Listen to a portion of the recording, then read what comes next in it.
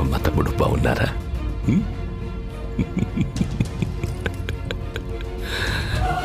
చెప్పు, అది ఏ హాస్పిటల్? వాడి పేరేంటి? నీ ప్రాణం పోయే టైంలో కూడా నా ప్రాణం పోకుండా కరెక్ట్గా షూట్ చేశావంటే అది ఏ హాస్పిటల్, ఎవరితో చేయిస్తున్నానని తెలుసుకోవడానికే కదా. ఒక జీవిని మరో జీవి చంపడం తప్పు కాదు, అదే నేచర్. అందుకే దేవుడు ఒక జీవికి ఆహారంగా ఇంకో జీవిని సృష్టించాడు. చంపడమే తప్పైతే ఎద్దుకి కొమ్ముల్ని, పావుకి విషాన్ని, తేలికి కొంటని ఎందుకు సృష్టించాడు? కానీ ఆ కొమ్ముల్ని, విషాన్ని మనుషులకి ఇవ్వలేదుగా.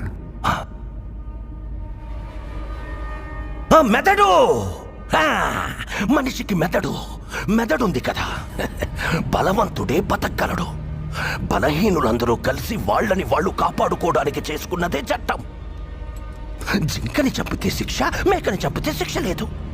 ఏ జింకలు తక్కువగా ఉన్నాయి, మేకలు ఎక్కువగా ఉన్నాయి. ఎక్కువగా ఉండడం మేకల తప్ప? ఈ భూమి మీద మేకల కంటే ఎక్కువగా మనుషులున్నారు. వాళ్ళని చంపితే తప్పేంటి? లక్షల సంవత్సరాల క్రితం ఒకడిని చంపి వాడి భార్యని ఎత్తుకెళ్లారని మిగతా వాళ్ళందరూ గుహలోకెళ్ళి దాక్కున్నారు. గుహలోకెళ్ళి పట్టుకుంటే తలుపులొచ్చాయి. తలుపులు పగలకొడితే తాళాలొచ్చాయి. తాళాలు పగలకొడితే ఒకరి తర్వాత ఒకరు మేలుకొని కాపలా ఉన్నారు. వాళ్ళందరికీ ఒక నాయకుడొచ్చాడు. ఇంత నాగరికతకు కారణం ఏంటి? భయం. అది పుట్టించిందెవరు? మేము. కానీ భయం అంటే ఎటో మాకు తెలీదు.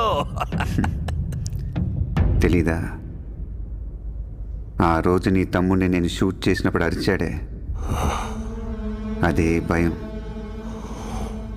అది చూస్తూ జనాల్లో నువ్వు దాక్కున్నావే, అదే భయం.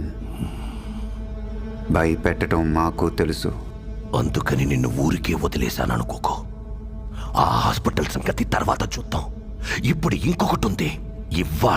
ఇప్పుడు ఇంకా సేపట్లో ల్యాంకో హిల్స్ 1000 టన్నుల బండరాయి, దాన్ని ఆపుతున్న ఓ చిన్న రాయి. దానికి ఓ కెమిస్ట్రీ ప్రొఫెసర్, ఓ ఫిజిక్స్ ప్రొఫెసర్ని అపాయింట్ చేశాను. చావబోయే 1000 మంది గురించి వాళ్ళకి బాధ లేదు. వాళ్ళిద్దరి పిల్లలు చావకూడదు అంతే. ఏదో హైడ్రోక్లోరిక్ యాసిడ్, దాంతో పాటు H2O కలిపి ఆ చిన్న రాయిలో పోస్తే ఒక పర్టికులర్ టైంలో